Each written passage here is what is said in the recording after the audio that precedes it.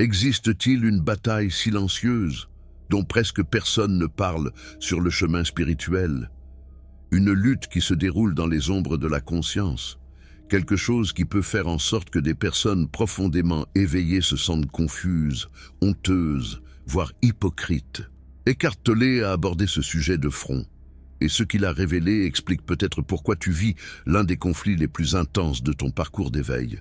N'as-tu jamais remarqué que plus ta conscience s'étend, plus certaines impulsions semblent devenir intenses?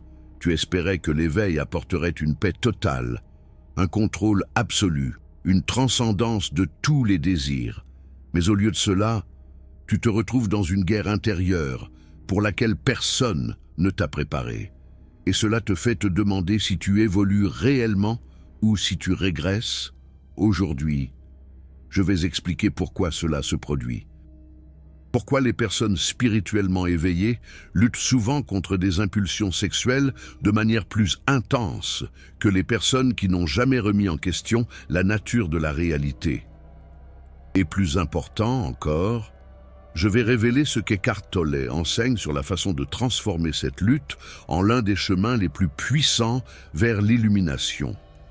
Mais d'abord, nous devons comprendre quelque chose de fondamental, que la plupart des enseignements spirituels ne parviennent pas à expliquer clairement.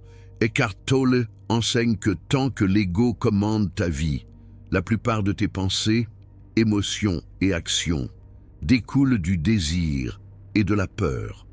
C'est crucial. Le désir n'est pas quelque chose de séparé de l'ego. Le désir est l'une des principales façons dont l'ego se manifeste et se maintient en vie. Et le désir sexuel est peut-être l'expression la plus puissante de cette dynamique. L'ego a une sensation constante de manque, d'incomplétude, que quelque chose lui manque. Cette sensation de vide crée un désir intense pour des choses extérieures afin de combler ce trou. Des possessions, du succès, du pouvoir, de la reconnaissance et des relations, spécialement des relations physiques et sexuelles. L'ego croit à tort que des plaisirs temporaires peuvent te faire sentir complet, que l'union avec un autre corps peut résoudre la séparation fondamentale qu'il ressent. Quand nous nous identifions à l'esprit, nous nous identifions à ses désirs et à ses envies. Nous recherchons la réalisation et le bonheur à travers l'acquisition de ces choses. Mais bien qu'elles puissent momentanément satisfaire un désir n'apportera jamais la paix et l'illumination véritable. Et voici le paradoxe que peu comprennent. Quand tu commences à t'éveiller, quand ta conscience s'étend, tu deviens plus conscient de ces désirs, plus conscient de la mécanique de l'ego. Et cette conscience accrue peut initialement intensifier l'expérience du désir, pas la diminuer. Parce que maintenant, tu observes quelque chose qui opérait auparavant complètement en pilote automatique. Cela nous amène à la première intuition cruciale qu'Eckhart Tolle offre sur ce thème.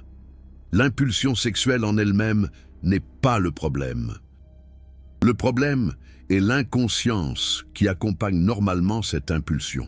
Eckhart Tolle explique que la clé est d'apporter de la conscience à quelque chose qui te rendrait normalement inconscient. Il parle de devenir l'observateur, à n'importe quel stade.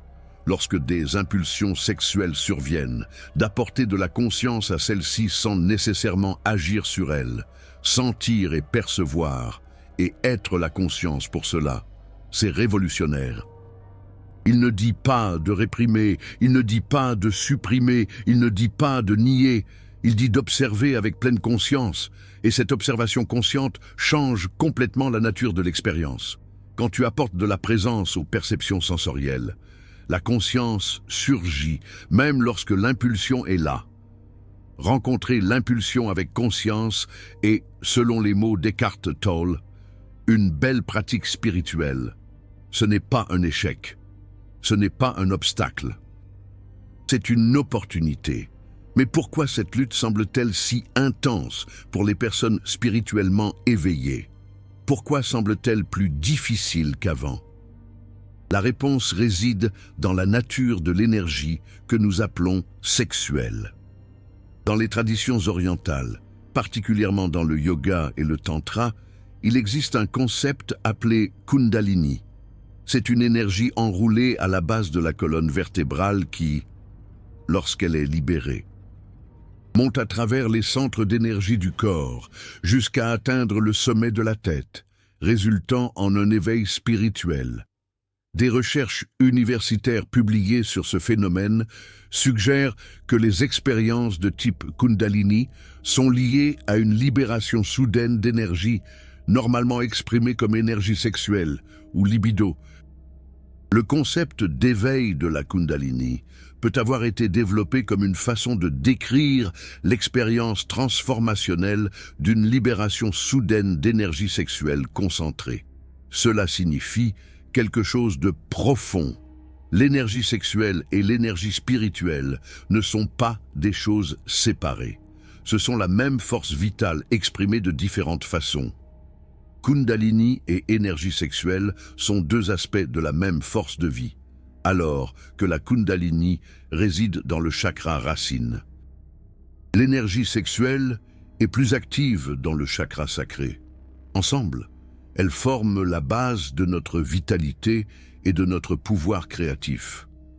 Quand tu commences à t'éveiller spirituellement, cette énergie commence à se déplacer, commence à s'activer, et naturellement, elle peut se manifester d'abord sous les formes que tu connais le mieux, qui sont les formes sexuelles. Expérimenter un désir sexuel intense pendant l'éveil de la Kundalini est une manifestation de la force vitale primordiale cherchant à s'exprimer. Cette énergie, potente, fondamentale pour notre existence, va au-delà de l'excitation physique. Elle représente l'essence de la création et de la créativité, poussant contre nos limites pour trouver une expression. Te souviens-tu quand je parlais de la façon dont la conscience élargie pouvait initialement intensifier l'expérience du désir? Maintenant, tu comprends le mécanisme derrière cela? L'énergie qui était dormante se réveille. C'est comme de l'eau accumulée derrière un barrage. Quand tu ouvres les vannes de la conscience, l'eau coule avec force. Mais voici le point crucial qui sépare la transformation de la souffrance. L'ascension de la Kundalini est fréquemment accompagnée d'un éveil de l'énergie sexuelle. Cela se produit parce que l'énergie sexuelle sert de combustible à l'ascension de la Kundalini. Cependant, le voyage ne consiste pas à se livrer au désir physique. Il s'agit de transformer et de diriger cette énergie vers des buts spirituels. C'est la clé que la plupart des gens manquent. Il ne s'agit pas de supprimer. Il ne s'agit pas de se livrer aveuglément. Il s'agit de transformer, de diriger, de canaliser. Eckhart Tolle aborde cela d'une manière pratique et accessible. Il n'utilise pas nécessairement le langage de la Kundalini, mais le principe est le même. Apporter de la présence à l'impulsion est la première étape. Observer sans réagir automatiquement.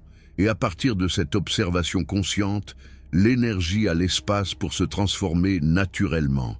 Cela nous amène à une question pratique. Comment fais-tu exactement cela quand tu es au milieu d'une impulsion intense? Eckhart Tolle suggère une technique puissante. Si tu ressens l'impulsion, apporte de la conscience aux sensations physiques. Où dans le corps la ressens-tu? Quelle est la qualité de la sensation? Est-ce chaud? Est-ce vibrant? Où commence-t-elle? Où se termine-t-elle? Observe comme si tu étais un scientifique, étudiant un phénomène fascinant. Ne juge pas. Ne l'étiquette pas comme bon ou mauvais. Observe, simplement. Quand tu fais cela, quelque chose d'extraordinaire se produit. L'énergie qui était complètement identifiée au désir de satisfaction externe commence à se mouvoir différemment. L'urgence diminue, la clarté augmente, et tu as la liberté de choisir consciemment comment répondre, au lieu d'être entraîné automatiquement par la compulsion. Mais il existe un niveau plus profond, ici, que nous devons explorer.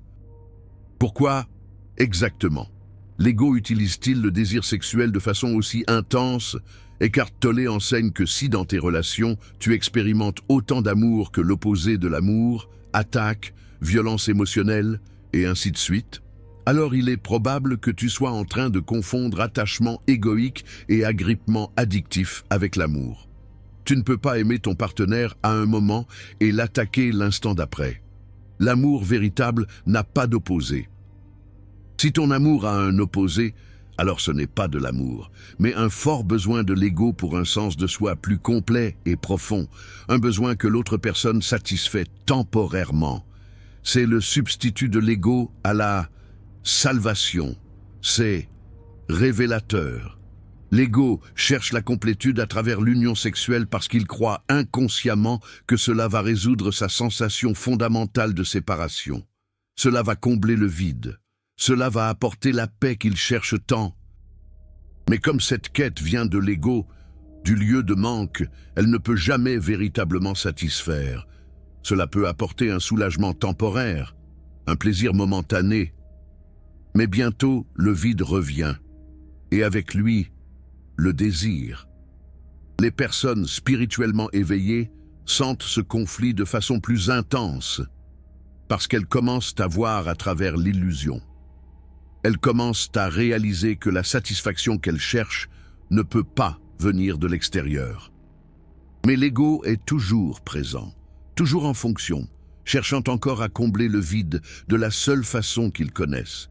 C'est une lutte entre deux parties de toi, la partie qui s'éveille et sait que la paix vient de l'intérieur, et la partie égoïque qui croit encore que la complétude vient de l'extérieur, spécialement à travers la connexion physique avec un autre corps.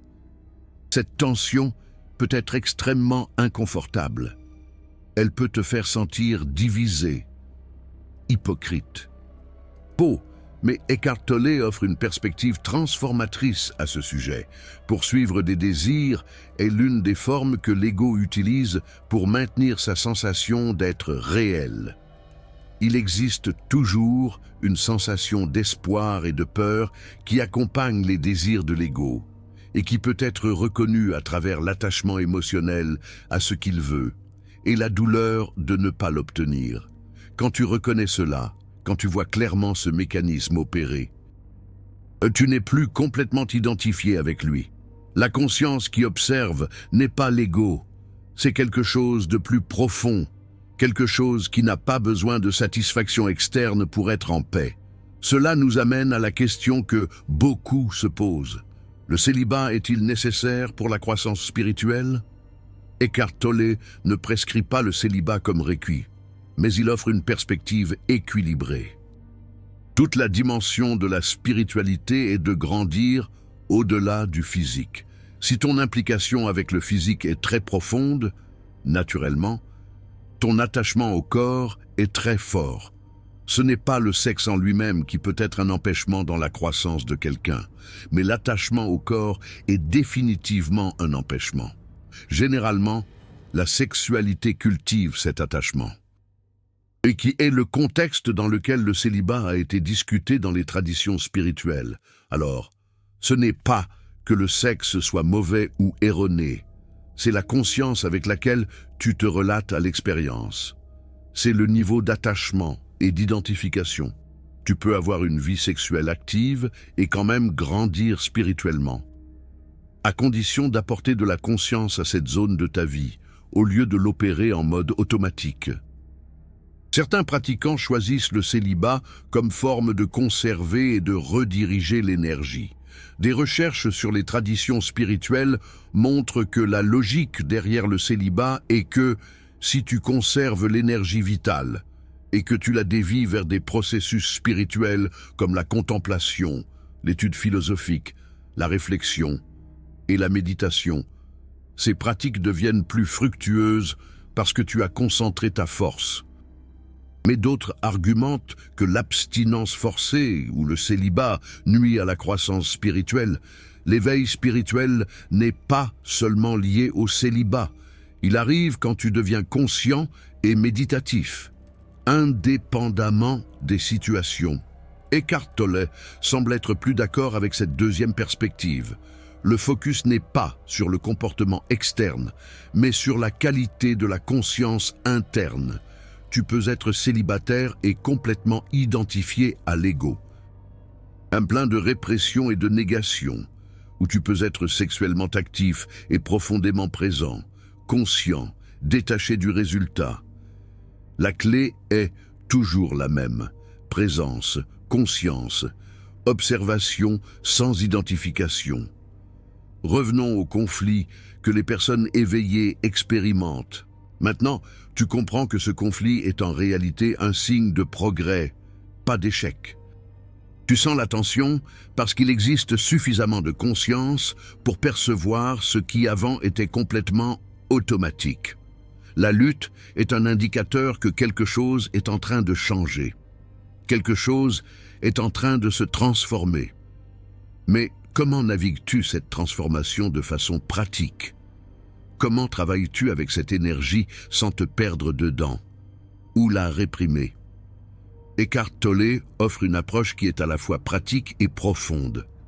Premièrement, reconnais que l'impulsion n'est pas toi. Tu n'es pas le désir. Tu es la conscience qui observe le désir surgir. Cette distinction est fondamentale.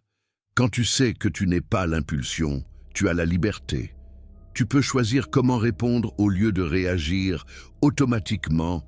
Deuxièmement, amène la sensation dans le présent. Le désir sexuel implique presque toujours de la fantaisie, une projection dans le futur, des images mentales. Quand tu amènes l'attention sur les sensations physiques pures, sans l'histoire mentale, sans la fantaisie, l'expérience change dramatiquement. L'urgence diminue. L'énergie devient plus subtile, plus raffinée. Troisièmement, permets à l'énergie de se mouvoir. Ne réprime pas, ne force pas. Simplement, observe avec curiosité amoureuse. L'énergie qui était prise au piège dans la forme du désir sexuel peut naturellement commencer à monter, à se transformer, à s'exprimer de façon plus subtile: créativité, inspiration, expansion de la conscience. Et voici quelque chose que peu d'enseignements mentionnent: cette énergie transformée ne disparaît pas, elle devient disponible pour d'autres propos. Beaucoup d'artistes, de scientifiques, de mystiques, au long de l'histoire, ont rapporté des périodes d'intense créativité après avoir travaillé consciemment avec l'énergie sexuelle. L'énergie est la même. Elle a simplement trouvé un canal différent d'expression. Avant de continuer, je veux faire une pause. C'est un thème sensible. Un thème que la plupart des chaînes spirituelles évitent parce que c'est inconfortable. Parce que cela brise l'image que les personnes éveillées sont des êtres de lumière, purs, sans impulsions humaines. Si tu regardes jusqu'ici, probablement, c'est parce que ce thème résonne avec ton expérience réelle. Cette chaîne existe pour partager des vérités qui transforment, même quand elles sont inconfortables. Si tu reconnais la valeur de cela, si ce contenu t'aide à comprendre et à naviguer ton propre cheminement, le Super Thanks est une façon de soutenir la continuité de ce travail. Ce n'est pas un paiement, c'est de la reconnaissance, et c'est toi qui dis que la vérité importe plus que le confort. Maintenant, laisse-moi te donner une pratique spécifique que tu peux appliquer dès aujourd'hui. Quand une impulsion sexuelle survient, au lieu de immédiatement chercher la satisfaction ou au lieu de tenter de la réprimer, fais la chose suivante. Arrête-toi. Ferme les yeux si possible. Ramène toute ton attention sur la sensation physique dans le corps. Où la ressens-tu? Quelle est sa qualité? Respire profondément à quelques reprises, dirigeant ton attention sur cette sensation. Maintenant, mentalement, invite l'énergie à monter. Ne force pas, invite simplement. Imagine l'énergie se déplacer de la région pelvienne vers l'abdomen, puis vers la poitrine, ensuite vers la gorge, et enfin vers la tête. Respire pendant que tu fais cela. Maintiens ton attention sur la sensation pendant qu'elle se meut et se transforme. Les signes que cela fonctionne sont subtils, mais clairs. L'urgence de l'impulsion diminue. Un sentiment d'expansion peut surgir. Une clarté mentale, parfois un sentiment de joie ou de paix qui ne dépend pas d'une satisfaction externe. Avec la pratique, ce processus devient naturel et tu découvres que tu possèdes une source d'énergie et de vitalité qui ne dépend de rien d'externe. Le plus profond de tout est ceci: quand tu arrêtes de chercher la plénitude à travers un autre corps, à travers la satisfaction sexuelle, tu découvres quelque chose d'extraordinaire. La plénitude que tu cherchais était déjà là. Elle l'a toujours été. Elle était simplement obscurcie par la recherche constante, par le mouvement incessant en direction de quelque chose à l'extérieur de toi. Eckhart Tolle enseigne que quand tu n'es plus totalement identifié aux formes, la conscience, qui tu es réellement, se libère de sa prison dans la forme. Cette liberté surgit comme une quiétude, une paix subtile et profonde à l'intérieur de toi. Et c'est de cette paix, de cette plénitude déjà présente, que des relations véritables peuvent surgir. Pas des relations basées sur le besoin, sur le manque, sur la tentative de combler un vide, mais des relations basées sur l'abondance, sur le partage, sur la célébration. C'est un paradoxe magnifique. Quand tu cesses d'avoir besoin de l'autre pour te sentir complet, tu peux finalement aimer vraiment. Quand tu arrêtes d'utiliser le sexe comme une fuite de la sensation de séparation, tu peux expérimenter une intimité véritable. Quand l'énergie sexuelle n'est plus un maître que tu sers compulsivement, elle devient un outil que tu peux utiliser consciemment. La lutte que tu ressens n'est pas un échec, c'est une transformation en cours. C'est la chenille dans son cocon, se défaisant pour devenir un papillon. Inconfortable? Oui, confus, parfois, mais absolument nécessaire pour ce qui est en train de naître en toi. Il existe une autre dimension de ce thème que je dois aborder avant de conclure. Quelque chose qui est rarement discuté, mais qui est crucial pour comprendre complètement cette dynamique.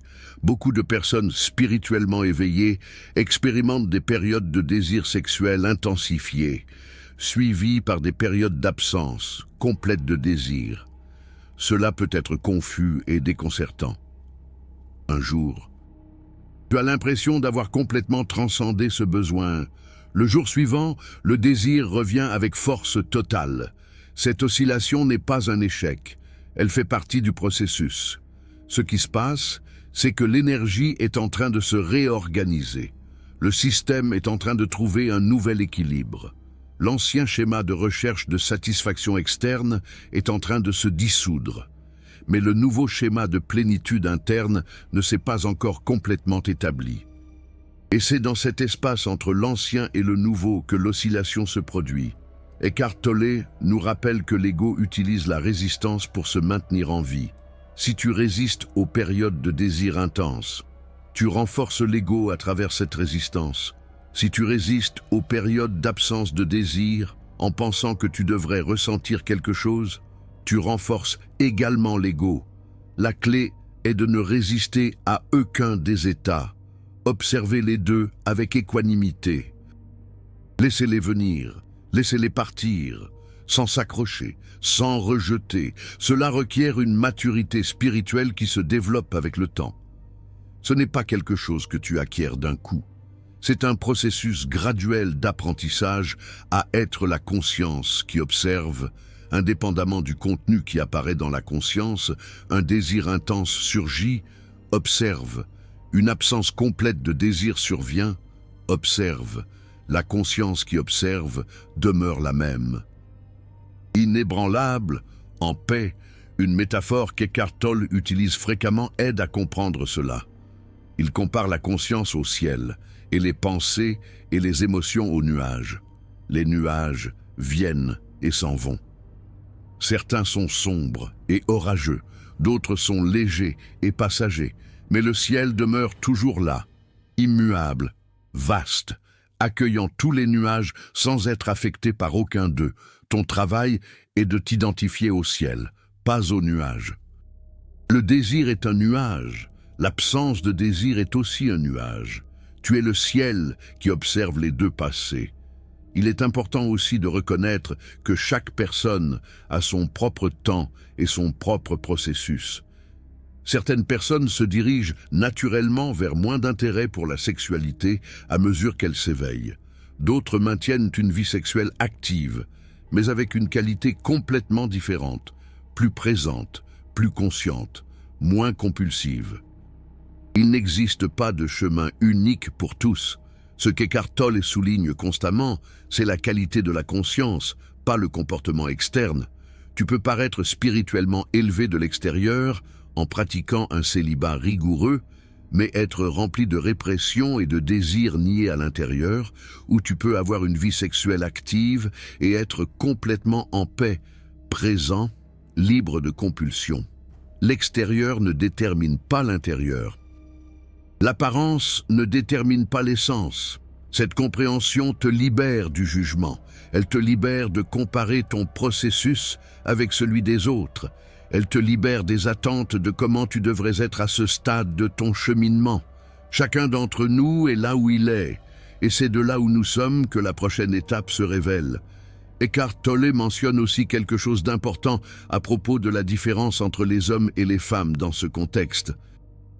Il observe dans le pouvoir du moment présent que les femmes sont généralement plus proches de l'éveil que les hommes, parce qu'elles sont moins prisonnières de leurs esprits.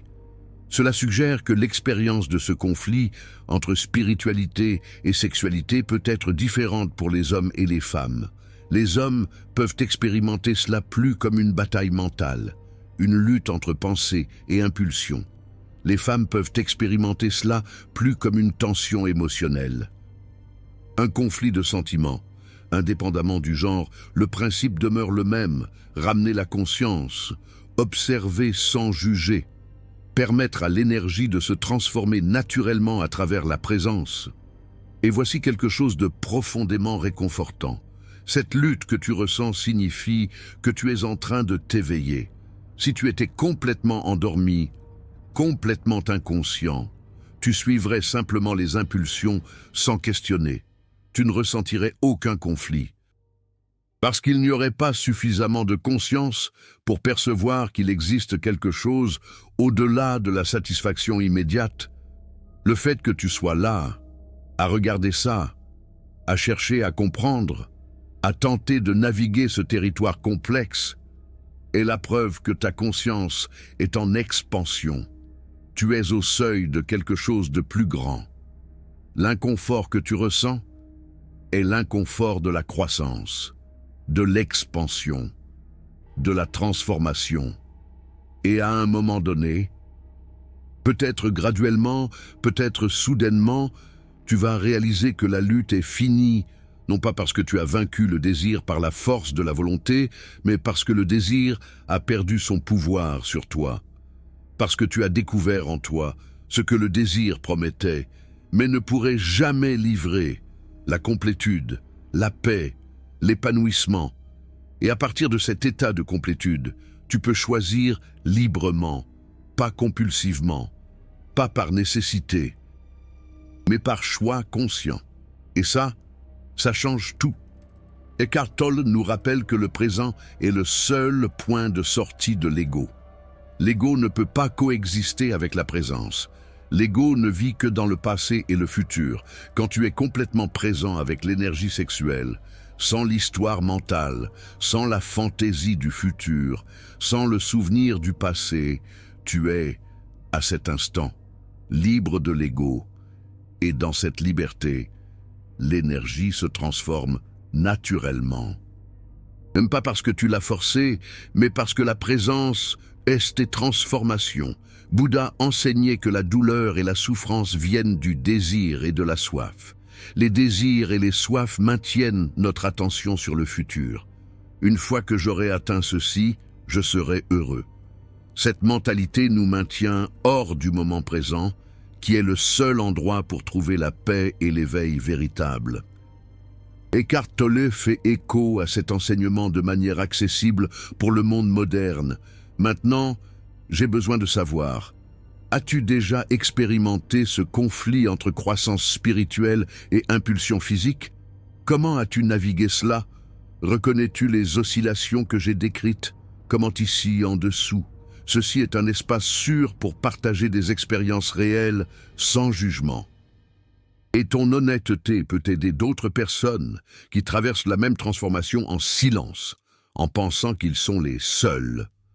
Je lis et réponds à tous les commentaires dans les 2 premières heures.